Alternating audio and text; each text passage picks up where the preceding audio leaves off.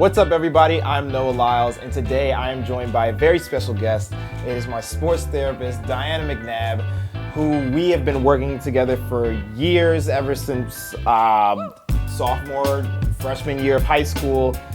And when I say, I talked to my therapist and we made the race plan, here she is. This is her right here. So, Diana, thank you for coming out here and showing up on my front door. I will come to warm, sunny Florida anytime, and to your house is very special. So thank you, Noah. Oh, thank you. It's just warming up. Pretty much this whole week, it's been like freezing, like 30 degrees in the morning. It'll get up to maybe like 40 degrees, if that. So truthfully, 2 days ago, it was, freezing our butt off. We couldn't come out into this beautiful outdoor area, and now we can. So I think it likes you. I do too. I think it cheered up just for me. I believe so. So, Diana, why don't you give everybody kind of a gist of, what you do? I know that we have a video that's already coming out with, basically explaining how we work together, but just tell us a little bit about your story as a whole. So my passion comes from being an elite athlete myself for the Canadian ski team and realizing there was flaws in my system. And I'm an educator at heart, and so I decided to get the degrees that I needed for the mind, body, spirit, and emotions to optimize human potential.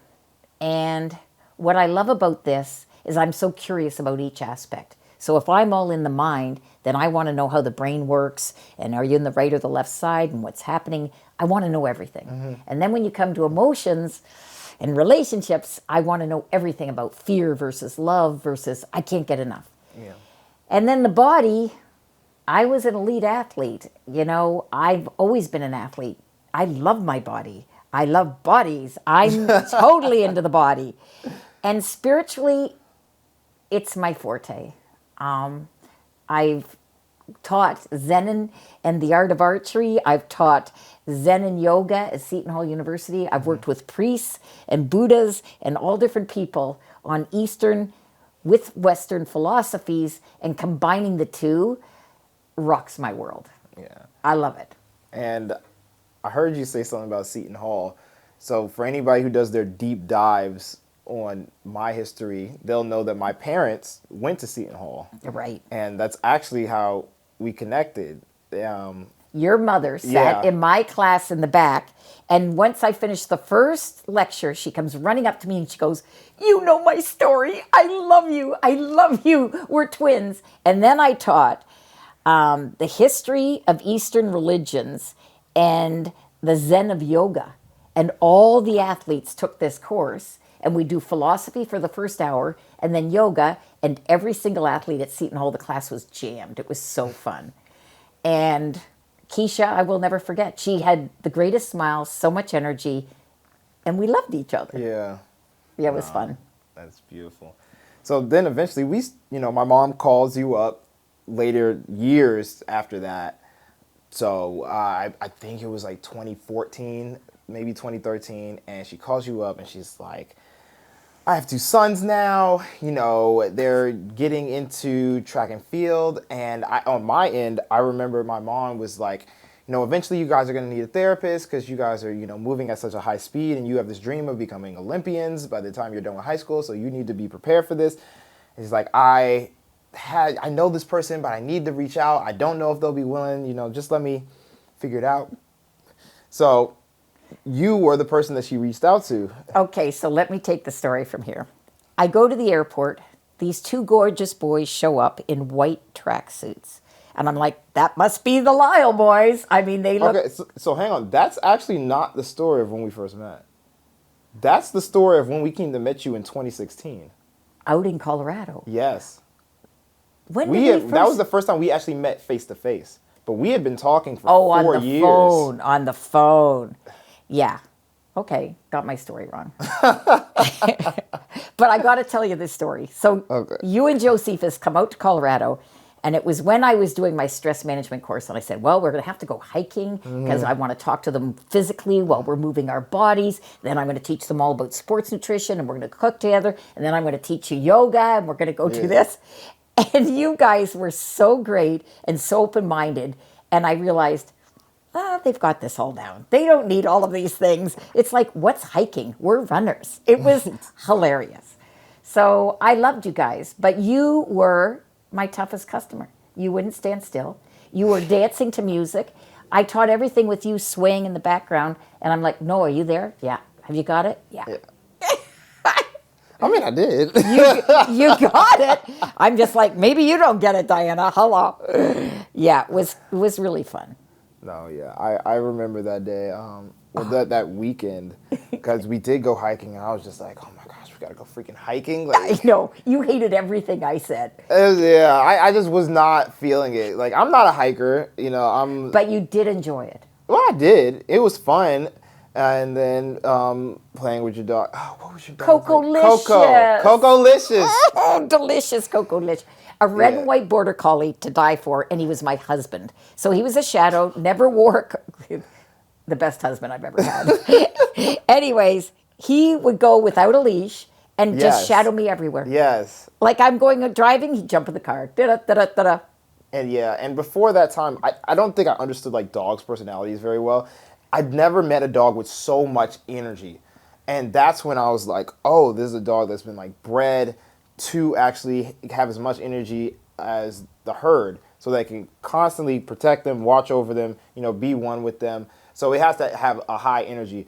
And that was so interesting to, see generation after generation. And then here is this dog that doesn't need to do that, but it still has it. And I'm only mentioning this because here we talk, I hear a lot of people talk about genetics and, do you have to have talent to be the greatest? And I'll usually tell them, no, you don't have to have talent to be the greatest. But if you want to be the greatest, you have to have the talent and you have to have the work ethic. I'm totally with you. So let me tell you, Coco-licious was born on a ranch. And the way you train border collies is you put the mummy border collie and tie a little rope to the collars of the mummy and the baby. Then the cowboys riding a horse with a herd of cattle in front of them, they'll say, come to me, go by. And the mother would do all of the herding.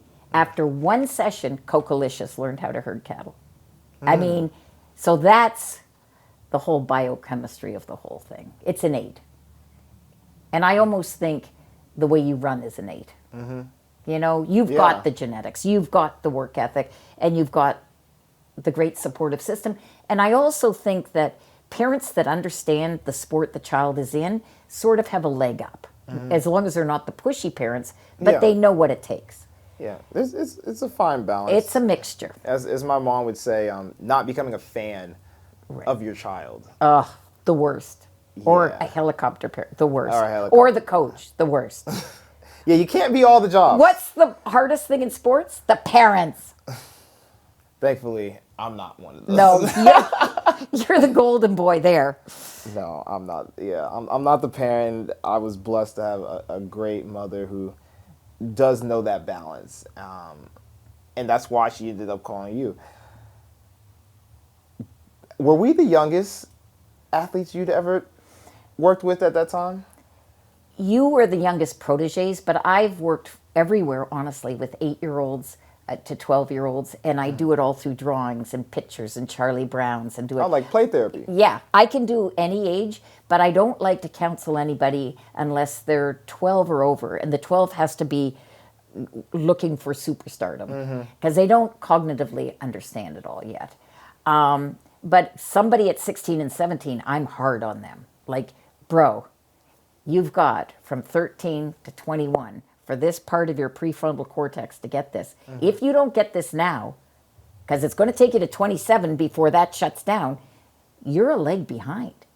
Get it? So now I'm working with all the pre-draft choices. So in the middle of your teenage years, you have to practice your technique and make it perfect so you can rely on it. And then there's the skills, the strategies, the motivation. And all I say to them is nobody works hard enough in practice. Hello, guys. Correct your technique. If you're not technically sound, you're never going to make it all the way. So, and we were lucky when I was on the skiing. In Canada, we all went up north and skied every weekend. I had this Australian ski coach that would make us climb up and down this back hill.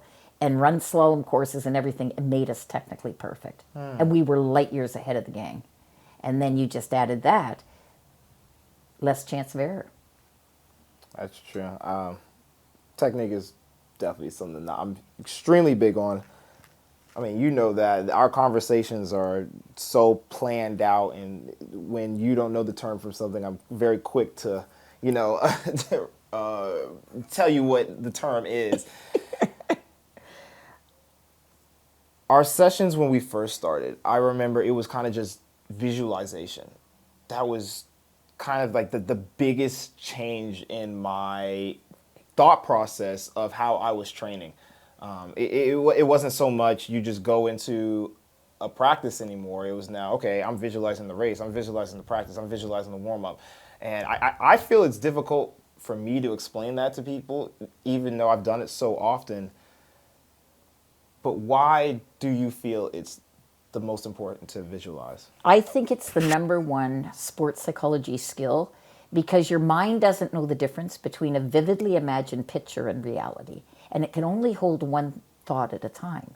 So whatever you put 6 inches in front of your forehead, your brain, it's like putting the software in. Your brain 100% believes that whatever you see in your mind's eye, that it's reality.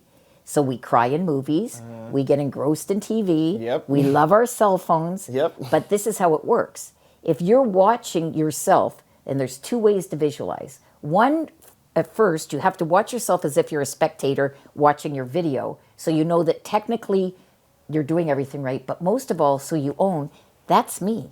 I am that good. Oh my God. I love me. Like, you've got to see yourself at peak performance. Like, you got to own the fact I'm the best. Yeah. But you got to see it looking at you. See, we don't do the mirror thing here. Then, when it comes time to actually perform, you climb inside your body and you visualize exactly what you're going to be seeing during the race. And this is the trick. If you visualize last thing at night, between 12 and 3 a.m., everything you ate goes into digestion. Between 3 a.m. and 6 a.m., the visualization you had goes down your spine and anchors in your belly button. Now, listen to this.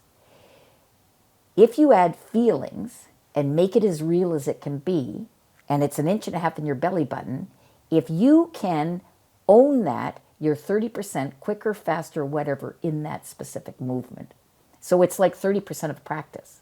So NHL hockey players will ride life cycles outside the rink while their team is practicing and visualize and pretend that they're playing. It's the coolest skill, but you got to jazz it up because it's too boring. You got to make it fun. I agree, because anybody who's been around me will see me doing drills at any point in the day, at any time.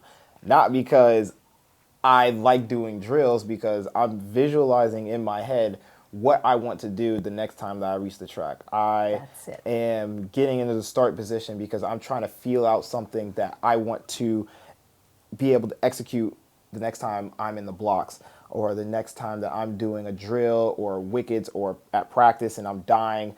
I'm imagining myself being tired. Yes, imagining myself being tired so that I can mentally tell myself, you're stronger than this. You can push past this. This is a bigger moment than what, just this moment in life. Like, there's a bigger goal. So, but what's the difference between being so passionate about your sport and also passionate about the new girlfriend? You obsess about her, you visualize her, you're thinking about her, you want to polish the stone and bring her up all the time. We should do that with our sports. And I say to my athletes, just polish the stone. But here's the thing in visualizing now, we've done together, is it works in triads. There's your position in the blocks, your foot in the blocks, okay? Then there's the power out of the blocks, and then there's the fast foot turnover. So your start consists of 3 things. So you visualize the perfect power, the feeling, the whatever we do that you need out of the blocks. Then the aerodynamic position, and then what do your feet actually have to do? So you feel it, you crave it. It's like the girlfriend. I want it. It's an addiction. I need it. This is me. Yeah. It is. But that's a love relationship. Here's my big spiritual notice. If you're racing from fear, the thoughts of fear have to go down through your heart to get to your belly button. And if you're in fear, your muscles are tight. So the fastest neuroelectrical connection happens through loose muscles. But if you're running from love, look how close it is to your muscle memory. Get it? And you're loose and relaxed. And that's what you've done. You love competition. Oh, I adore it. You love it. And I work with tons of athletes that are better in practice. Yeah. I'm like, bro, you're barking up the wrong tree. Like, you know? So it's fun. It's fascinating. Yeah. But I think sports, sorry, gang, I think it can get boring if you don't add all the other stuff. It can. You know, like how am I going to train my mind? Yeah. What about my emotions? What about this spiritual energy? What is the energy on the track? And the higher the level of the caliber, the higher the energy of the track. That's when you're going to break world records, is in the big events. Yeah, it's very, extremely important to know who you are off the track. I feel I say my job, like I actually have one, but it's just me taking up this task that nobody asked me to do. Is when I talk to other athletes, I'm always asking them, what do you do outside of track? Right. What is your personality outside of this? Like, this can't be your only thing. Right. Like, yes, it can be your favorite thing to do, and it can take up a good chunk of your life, but it can't take up all of it. No. Because somewhere in the sport, you have actually found what you love. Right. So now you need to be able to apply that to everything you do. Why do you love that, and where are you going to, keep seeing that outside of the sport? And a lot of them will just say, I don't know. And oh gosh, I hate this one. Is when somebody will tell me, I'm not good at anything else. Boring. It's like Boring. when I was in the dating world and I would talk to somebody and I said, what is your talent? What do you love to do? And they would say, I don't have any talent. Okay, this is our last conversation. I'll check you later. But I totally agree. But I think with an athlete, what makes it exciting, you've got to match the yin and the yang, the male and the female. What are you doing for the female side of your life? What's soft? What's receptive? Where are you giving back? And then there's the masculine side. Where am I being assertive? Where am I goal setting? Where am I getting ahead? And it's from the right side to the left side of your body to all of it. You have to embrace all aspects of yourself. So when I was on the ski team, I kept breaking my left leg. And the left side's your female energy. Mm-hmm. And guess what my coaches said? Diana, you're never going to make it unless you eat like a boy, train like a boy, ski like a boy. And I kept breaking my legs in the wrong equipment, skiing like a boy. I never did the receptive, intuitive, female finesse side of my sport. So then once I retired and I got it all together, I beat everybody that beat me.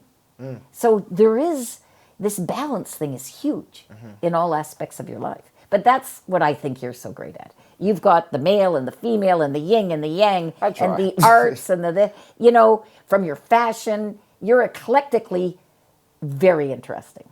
Well, that's thanks to you, to be honest. You taught me that very early on. I remember that's probably one of the biggest homework projects I got when we first started working together. I want to talk about motivation. It can be very tricky sometimes. 2021, I think that's all we were working on, just motivation. And something that really stood out to me was when we were, I was talking to you on the phone and I was on this porch and I was talking to you about, I'm just not feeling it. Like it's, and you were like, well, you need to be the best actor in the world. Fake it to make it. Fake it to make it. And I feel because so many people hear that as a cliche, it's not taken to its extreme.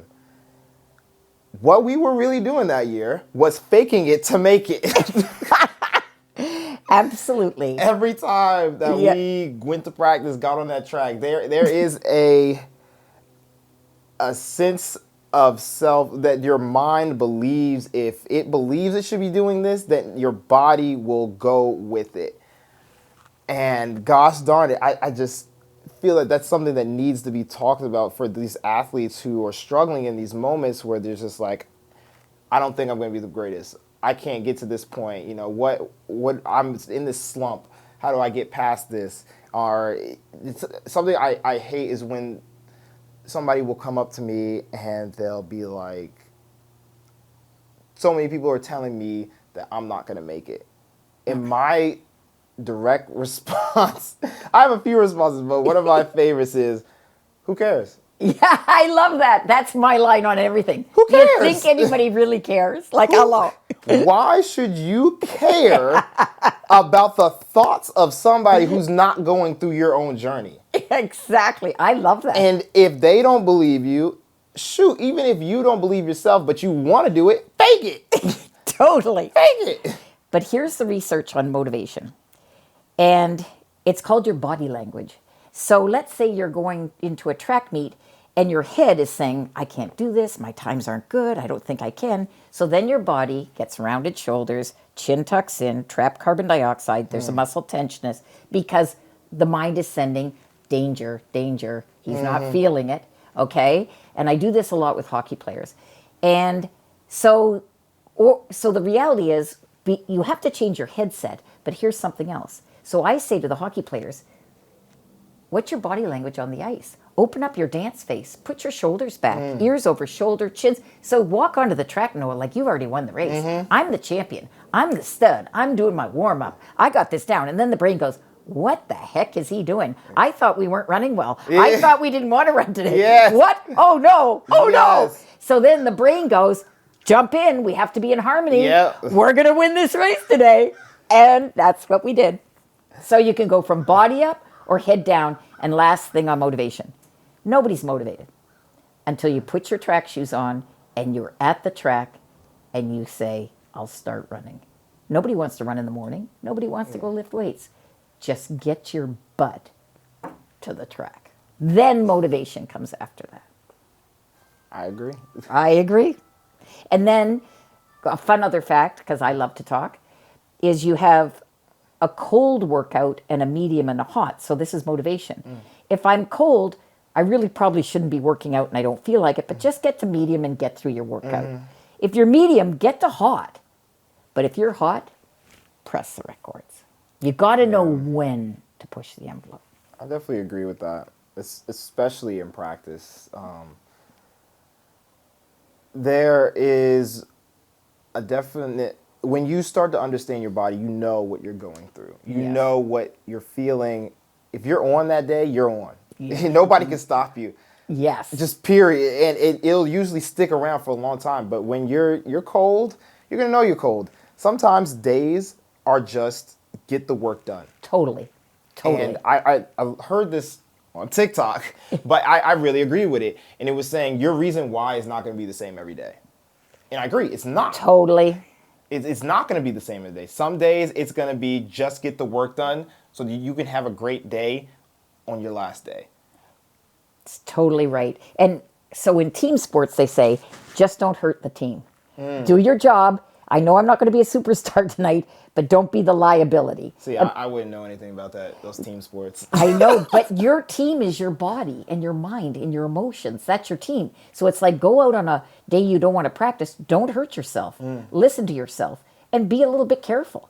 But get enough done so that everything's working correctly. I agree. There are quite a few stories I want to talk about, but this one has to be talked about. After the Olympics, I came home. Oh, yeah, I love this one. And everybody was saying that I should go run another race. And I was telling everybody I wasn't going to run. I didn't want to. I wasn't motivated. I wasn't happy. I didn't like the results. Prefontaine. It was Prefontaine. And you were the person who got me to do something. It's very hard to get me to do something I don't like. Or want to do. How did you do that? I was like, the Olympics was chaos. And every single thing that could have helped you wasn't available. So I'm like, so what? And then I said, Noah, there's still the season left. And if you're really the champion, and I went deep, I said, you have to have the guts to show up and say, I'm not done. I'm not hiding. I'm not going to take another year to get back. I said, do you, and I challenged you, I said, do you have the courage? I mean, well, Diana, what if I come third again? I said, I don't care. It'll take more courage to get to the line, show them you're a man, show up, come back. And in sports, it's how you pick yourself up again. That's the real champion. And so we kicked each other's butt, and I challenged you to the T. I want you to run to the very best you can. No more excuses. Leave the past behind. And I'm going to nail you if you don't do it. And what did you get? The fastest time of the year. Yeah. It always amazes myself. I think in that moment, I realized something about myself. I am so freaking competitive Yes. that I can compete against my own mental health. Totally. In that moment, I literally said, there is no way that I am going to lose to my fear. Exactly. And that's where I learned how competitive I was. Because some people see it, competitiveness is just, you showing up in a sport or you being ultra ego to win. No. It shows up in so many different ways. But you faced your biggest fear. Can I do it? This is not my year. And your competitiveness was first against yourself, and then you decided to turn around and make it for myself. Oh, yeah? I'm going to show you guys. This is what I'm going to do, and I get to pick my lane, and na, na, na, na, na. Yeah. And we just built it into a, yeah, baby, let's go. Yeah. Yeah, that was fun. That was definitely one of the turning points that made 2022 what it was. Totally. If you hadn't done that, we wouldn't have had a platform. I agree. We wouldn't have. You gotta always land at the end of the season to somewhat of a platform you want, because then you work off it. Yeah. All right, Diana. We are getting to the end of this talk, but I wanted to talk about Marvin, your project that you've been working on for a while. I've had the pleasure of actually being a teeny bit a part of it, but I know it's way bigger. Just explain what it is, how it works, how do people get access to it, what's the best way to use it? So there's a little bit of a story. Okay. My best girlfriend's son met this guy at Harvard when they were going to Harvard Business School. Doesn't matter. Anyways, then he goes to Google. He wins Rookie of the Year. He's brilliant. And he starts this app that is going to be called Marvin, but it is for getting the insurance companies to pay for the hospital to allow them to have teletherapy for free. So every single major hospital in the world, all the frontline workers, from the janitors to anybody, is allowed to have teletherapy for free with the insurance companies through the hospital. And he did it as a Harvard project to start. So then he says, well, why don't we get teletherapy for other people, like specific groups? And he said, I love athletics. So his friend, the son said, who's his best friend, I know a sports psychologist maniac. You're either going to love her or you're going to run in the other direction. Like it's either going to work or not work. That's true. So then we start talking, and what's not to love, right? About Diana Banana. The banana showed up. So anyways, he said, I want you to do this. I want you to make 5-minute podcasts, but they're your pearls. So I would think of a topic the night, like pregame psych plan. I'd think of a topic the night before, then I'd meditate on it, then I'd come and write my script for it, and then I've got my own microphone and everything like that. I would do a 5-minute podcast on my pearls. Like I have, coming back after a big loss, it's all after counseling with you. Every single thing you've gone through is in my podcast, anonymously, on how we overcame something. Yeah. So this is not textbook. These are pearls of this is how it goes, gang. And then he hired this New York visual creative design wonderful man who does all the visuals but through a metaphor. So if it's, feeling the burn, we might have forests and forest flowers and regrowing and growth. Like it's these visuals with music. Yeah. So the athlete can either just listen and absorb himself in the visuals that make sense, or just listen and take it from there. But I do meditations, visualizations. So it's not on the market yet, and it's going to be for coaches, athletes, parents, anybody. But it's an intellectual app, and the genius of it is once an athlete does some sports psychology and realizes, I'm way more anxious than I should be, I'm this, then they press this button and they go instantly, I think I need a therapist. And within 24 hours, Marvin has hooked them up. And so many professional athletes need a therapist within 24 hours once they're willing to admit, I can't do this on my own. and it's working like a charm. So it should be out soon. Soon, maybe in 2023. Oh God, yeah, Okay. 2023 for sure, and it'll be something you can have on their watch, on their anything they want. You're a podcast away. You just look up the category you want. But most importantly, it's the mental health that the app is really driving. Yeah. Like this will help you optimize your mental health. But you know what? We have and we're only picking sports-related sports therapists that have worked with athletes. It's specificity. So you're not going to get somebody who doesn't understand your life. Yeah. You're going to talk to somebody who says, bro, I've been there. So it's a boutique app I love it. that's going to rock the world. I love it. There you go. Diana, thank you so much. Noah. We've been working together for years, but being able to share our journeys together is by far one of the best things that I feel we can give to others, and just sharing and giving them footprints to guide them to their own journeys. So again, I thank you. I love you too. All right, everybody. I'd like to thank you all for joining us. Guys, like, comment, subscribe. Diana, anything you want to say to the people? Thank you for listening. I know it was a lot, but we're sure having fun over here. Until next time, everybody.